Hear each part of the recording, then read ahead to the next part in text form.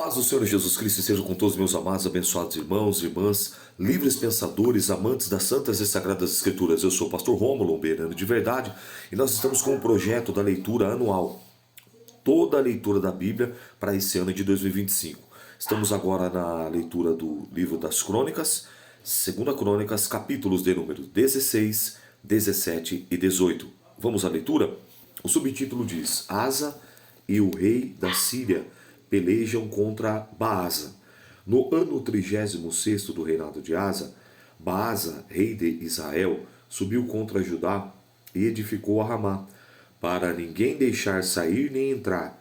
E Asa, rei de Judá, então tirou Asa a prata e o ouro dos tesouros da casa de Deus e da casa do rei, e enviou a Ben-Hadad, rei da Síria, que habitava em Damasco, dizendo: Aliança há entre mim e ti, como houve entre o meu pai e o teu. Eis que te envio prata e ouro. Vai, pois, e aniquila a tua aliança com Baasa, rei de Israel, para que se retire sobre mim. Ben-Hadad deu ouvidos ao rei Asa e enviou os capitães dos exércitos que tinha contra as cidades de Israel, e feriram a Ijon e Adã, e Abel-Maim, e todas as cidades das munições de Naphtali. Sucedeu que, ouvindo Baasa, deixou de edificar a Ramá e não continuou a sua obra. Então o rei Asa tomou todo o Judá, e eles levaram as pedras a Ramá e a sua madeira com que Baasa edificara, e edificou com isso Geba, a Mispa. Naquele mesmo tempo veio Anani, o vidente, a Asa, rei de Judá, e disse-lhe: Porquanto confiaste no rei da Síria e não confiaste no Senhor teu Deus, o exército, teu Deus, o exército do rei da Síria escapou da tua mão. Porventura, não foram os etíopes, os íbios, um grande exército com muitíssimos carros e cavaleiros? Confiando tu, porém, no Senhor, ele os entregou nas tuas mãos. Porque quanto o Senhor, os seus olhos passam por toda a terra, para mostrar-se forte para com aqueles cujo coração é perfeito para com ele. Nisso, pois, procedeste loucamente, porque desde agora haverá guerra contra ti. Porém Asa se indignou contra o vidente e lançou-o na casa do tronco, porque disto grandemente alterou contra ele. Também Asa, no mesmo tempo, oprimiu alguns do povo. Percebam, lembra que eu falei para você acerca de ser um profeta ousado? Você vê o profeta aqui, o vidente aqui, no caso, ele vai e entrega diante de Asa, do rei, aquilo que ele procedeu erroneamente, loucamente. Ou seja, ele não falou o que o rei queria ouvir, muito pelo contrário, ele se opôs. Ele refutou aquela atitude, dizendo: olha, você agiu assim, você, em vez de confiar em Deus, você confiou no homem, e isso vai ser ruim para você. E ele entregou. E o que aconteceu? O rei pegou ele, lançou o saco à casa do tronco, e aqui os pés e as mãos. Os pés vão no tronco e as mãos vão no tronco também. Prendeu ele, mas ainda assim ele cumpriu. Ainda assim ele entregou a mensagem, o oráculo, a revelação divina, a genuína mensagem. Não essas mensagens de efeito, esses jargões que muitas vezes a pessoa, por falta de conteúdo bíblico, por falta de estudar, de examinar o texto, de orar e jejuar, e perguntar para o Senhor: Senhor, por exemplo, eu recebo convites para ministrar. Um exemplo, eu vou ministrar agora domingo. Aí eu pergunto para o Senhor: Deus, qual a palavra o Senhor quer que eu ministre lá? De repente, eu sempre pergunto se tem um tema, às vezes é um congresso, alguma festividade, e dentro daquele tema eu também peço a direção divina. Por quê? Porque Deus, ele já sabe quem são as pessoas que irão estar lá no domingo. Entende? Ele conhece todas as coisas, ele é onipotente, onisciente, onipresente, eterno, fiel, imutável, verdadeiro, justo. Amor, mas que é fogo consumidor. E aí o que acontece? Deus, então, aí eu vou para a Bíblia, em oração, em jejum, Deus me dá um texto, me dá um tema, e ali eu estudo, medito, faço as minhas anotações e vou ministrar, de acordo à vontade do Senhor. E é a mensagem que Deus tem para aquele povo, entende? Independente se é 1, 2, 3, 4, 5, 10, 100 ou 1000, eu não mudo a mensagem. A mensagem é a mesma, a não ser que quando eu chego em determinado local, e aí Deus vai tomando o caminho durante a ministração. Mas houve um preparo, houve uma busca, entende? Então aqui o profeta, ele vai entregar aquilo que Deus mandou ele entregar. E ele entrega, e o preço é alto. Ó. Quando ele falou tudo isso, porém Asa se indignou contra o vidente e o lançou na casa do tronco, porque disto grandemente se alterou contra ele. Também Asa, no mesmo tempo, oprimiu alguns do povo. Servir a Deus, irmão, é uma responsabilidade muito grande. Não podemos brincar com as pessoas e nem liberar a palavra de acordo com uma euforia, com substâncias que o nosso corpo libera, para que você possa agradar ou massagear o ego daqueles que estão te ouvindo. A palavra de Deus ela serve para redarguir, ou seja, censurar. Ela serve para exortar, ela serve para edificar, ela serve para corrigir, ela serve para instruir, para orientar, para gerar fé. Então temos que ter o cuidado e a responsabilidade. O profeta, você vê, às vezes você vai pagar o preço por isso. Não traga mais aquele pregador aqui não. Ele pregou, foi duro demais com a igreja. Não traga mais aquela pregadora aqui não. Ela falou, quem é ela para exortar? Entende isso? Então cumpra o seu chamado, cumpra a sua vocação com responsabilidade. E mesmo que venha consequências. E eis que os sucessos de Asa, tanto os primeiros como os últimos, estão escritos nos livros dos reis de Judá e Israel. Caiu Asa doente de seus pés, no ano 39 do seu reinado. Grande por extremo era a sua enfermidade, e contudo na sua enfermidade não buscou o Senhor, mas antes os médicos. E Asa dormiu com seus pais e morreu no ano 41 do seu reinado. E o sepultaram no seu sepulcro que tinha cavado para si na cidade de Davi, havendo deitado na cama, que se enchera de cheios de especiarias, preparados segundo a arte de perfumistas, e fizeram a queima muito grande. Capítulo 17. Josafá e o seu cuidado em instruir o povo. Então agora, Josafá, seu filho, reinou em seu lugar, e fortificou-se com Israel. Olha que tremendo. E pôs gente de guerra em todas as cidades fortes de Judá, guarnições da terra de Judá, como também nas cidades de Efraim, que Asa, seu pai, tinha tomado. E o Senhor foi com Josafá, porque andou nos primeiros caminhos de Davi, seu pai, e não buscou os Baalins. Então ele fez o que era agradável, ele fez o que era aceitável, ele fez o que realmente Deus espera dos seus servos, dos seus súditos, nesse caso aqui, dos seus reis, dos seus líderes. Por quê? Os liderados, eles são reflexo da liderança. Os liderados, eles são reflexo do rei. Se o rei não busca, o povo não busca. Se o rei busca, o povo busca. Então, Deus foi com Josafá, porque ele procurou agradar a Deus e andar nos caminhos de Davi. Antes, versículo 4 do capítulo 17, buscou a Deus, o Deus de seu pai, e andou nos seus mandamentos, e não segundo as obras de Israel. E o Senhor confirmou o reino na sua mão. E todo Judá deu presentes a Josafá, e teve riquezas e glória em abundância, e exaltou-se o seu coração nos caminhos do Senhor, e ainda mais, tirou os altos e os bosques de Judá. E no terceiro ano do seu reinado, enviou ele os seus príncipes, Beni-Aiu, e Obadias, e a Zacarias, e a Natanael, e a Micaías, para ensinarem nas cidades de Judá. Isso aqui mexe comigo. Você vê que ele tinha o cuidado de buscar o Senhor e ele prepara homens. Olha a importância do ensino. Isso mexe comigo, principalmente porque pelo fato de ser um ensinador, e vejo hoje as pessoas desprezando o ensino cada vez mais. E olha o que ele faz, ele prepara. No terceiro ano do seu reinado, enviou os seus príncipes, Beni-Aiu, Obadias, Zacarias, Natanael e Micaías, para ensinares na cidade de Judá. Ou seja, ele levantou esses homens conhecedores das leis para ensinar. E aí tudo aquilo que eu aprendo eu não esqueço, mas tudo aquilo que eu decoro eu esqueço. Que ele queria que as pessoas inculcassem na mente, no coração, e viessem andar no caminho da retidão, no caminho da obediência, coisa que até então nós não vemos nenhum dos reis fazerem. Ter essa atitude, preparar homens, levantar homens para ensinar o povo. Coisa linda. Louvado seja um minutinho. Pera só um minuto aí, porque a minha bateria está descarregando. Pera só um instante.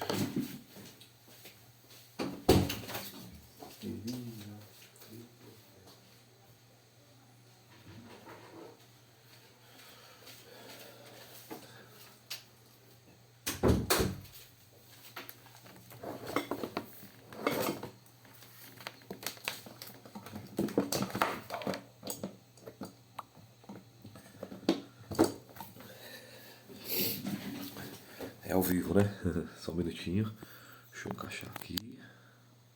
Beleza. Continua gravando. Só um minutinho. Então, voltando à leitura, ele tem esse cuidado de preparar esses homens para ensinar. Olha que tremendo, ó. Versículo 8, ó. E com eles, ó, os levitas Semaías e Netanias, Zebadias e Azael, e Semiramote, e Jonatas, e Adonias, e Tobias, e Tobi-Adonias, com eles os sacerdotes Elisama e Jeorão, e ensinaram em Judá. E tinham consigo o livro da lei do Senhor, e rodearam todas as cidades de Judá e ensinaram entre o povo. Olha, o ensino ele é maravilhoso, o ensino ele é fantástico, o ensino ele é libertador, o ensino ele vai fazer com que você crie cada vez mais esse desejo para poder aprender, para poder crescer, desenvolver. Olha o resultado disso, ó. Esse texto aqui é fantástico. Ó. Olha o resultado. E veio o temor do Senhor sobre todos os reinos das terras, que estavam em roda de Judá, e não guerrearam contra Josafá. E alguns, dentre os filisteus, traziam presentes a Josafá, com o dinheiro do tributo, também os arábios, e trouxeram gado miúdo, 7.700 carneiros, 7.700 bodes. Cresceu, pois, Josafá, e engrandeceu extremamente, e edificou fortalezas, e cidades, e munições de Judá. E teve muitas obras na cidade de Judá, e gente de guerra, varões valentes, em Jerusalém. E este é o número deles, segundo a casa dos seus pais em Judá. Era um chefe dos milhares, chefe Adna, com ele 300.000 varões valentes, e após ele o chefe Joanã, e com ele 280.000. E pôs ele Amazias, filho de Zicre, que voluntariamente se entregou ao Senhor, e com ele 200.000 varões valentes. E de Benjamim, Eliada, varão valente, com 200.000 armados, e com arco e com escudo, e após ele Josadabe, e com ele 180.000 armados para a guerra. Esses estavam no serviço do rei, fora os que tinham posto na cidade fortes de todo o Judá. Olha que coisa fantástica. Você vê que até os adversários viram essa atitude e não levantaram guerra, muito pelo contrário, enviaram presentes, porque um povo instruído, um povo sábio, ele vai confiar em Deus e vai buscar em Deus, vai ser um povo que verdadeiramente Deus vai pelejar pelo povo. O Senhor dos Exércitos vai guerrear, vai trazer à memória as histórias, os livramentos, os erros, os acertos, o caminho a ser seguido. E era isso que Josafá estava propondo para o povo aqui. Era isso que Josafá, após a morte de seu pai Asa, ele fez, ele tomou o cuidado, ele observou e viu, peraí, esse povo está perecendo por falta de conhecimento, esse povo está perecendo porque esse povo não está tendo entendimento de como servir, de como adorar a Deus. Então ele levantou homens hábeis, capacitados, para poder fazer isso. Mandou levitas juntos, para poder ali, além de instruir, louvar e cultuar a Deus e se alegrar na presença do Senhor, e o resultado não poderia ter sido outro. Então, olha a importância do ensino. É a tecla que eu sempre bato. É o que Jesus fala, é o que Paulo fala, é o que Samuel fala, é o que Deus fala. Está aqui na palavra. O ensino. Se você depois voltar lá no capítulo 6 de Deuteronômio, você voltar um pouquinho atrás das leituras anteriores, Deus fala para inculcar nos filhos, de dia e de noite, o livro da lei, a leitura, a meditação. Olha o que Deus falou para Josué: medita no livro dessa lei de dia e de noite, então farás prosperar o teu caminho. Tão somente tenha o cuidado de fazer tudo quanto está escrito no livro da lei. Olha o Salmo 1: bem-aventurado o varão que não anda segundo o conselho dos ímpios, não se detém no caminho dos pecadores e não se assenta na roda dos escarnecedores. Antes tem o seu prazer. Na onde? Na lei do Senhor. E na sua lei faz o quê? Medita de dia e de noite. Ele compara o que faz isso como uma árvore plantada junto a ribeiros, que no tempo e na estação própria vai produzir folha, sombra, flor, frutos com abundância e não vai secar. Por quê? Porque medita, examina, estuda, cumpre, executa. Fé aliado com obras. Capítulo 18. Aliança entre Josafá e Acabe. Tinha, pois, Josafá riquezas e glória em abundância, e aparentou-se com Acabe, e ao cabo de alguns anos foi ter com Acabe e a Samaria. E Acabe matou ovelhas e bois em abundância para ele e para o povo que vinha com ele, e o persuadiu a subir com ele a Ramote de Gileade, porque Acabe, rei de Israel, disse a Josafá, rei de Judá: irás comigo a Ramote de Gileade? E ele lhe disse: como tu és, serei, e o meu povo com o teu povo. Seremos contigo nessa guerra. Disse mais Josafá ao rei de Israel: consulta hoje, peço-te a palavra do Senhor. Você vê que ele dá um exemplo aqui, que antes de tomar qualquer decisão, qualquer atitude, consultar a palavra de Deus. Versículo 5. Então o rei de Israel juntou os profetas, 400 homens, e disse-lhe: iremos à guerra contra Ramote e Gileade, ou deixá-lo-ei de ir. Eles disseram: sobe, porque Deus dará na mão do rei. Disse, porém, Josafá: não há aqui nenhum profeta algum do Senhor, para que consultemos? Ou seja, Josafá já sabia a qual era a inclinação do povo de Israel. Lembra os 2 bezerros de ouros, as outras inclinações dos 20 reis, lembra? Nenhum fez o que era bom aos olhos do Senhor. Josafá sabia, falando: pera, não tem nenhum profeta que consulta verdadeiramente o Senhor? Aí vem, ó. Então o rei de Israel disse a Josafá: ainda há um homem por quem podemos consultar ao Senhor, porém eu o aborreço. Porque não falava o que o rei queria ouvir, porque não massageava o ego do rei. Este digo mais, digo assim mesmo. Não, era só palavra que Deus mandava. Porque nunca profetiza de mim bem, senão mal. Esse é Micaías, filho de Imlá. E disse Josafá: não fale o rei assim. Então chamou o rei Israel um eunuco e disse: trazei-me aqui depressa Micaías, filho de Imlá. O rei de Israel e Josafá, o rei de Judá, estavam sentados, cada um no seu trono, vestido com as suas vestiduras, e estavam sentados na praça, à entrada da porta de Samaria. E todos os profetas profetizavam na sua presença. E Zedequias, filho de Kenaana, fez para si um chifre de ferro e disse: assim diz o Senhor: com este ferirás os sírios, até que todos os consumires. E todos os profetas profetizaram o mesmo, dizendo: sobe a Ramote Gileade e prosperarás, porque o Senhor dará na mão do rei.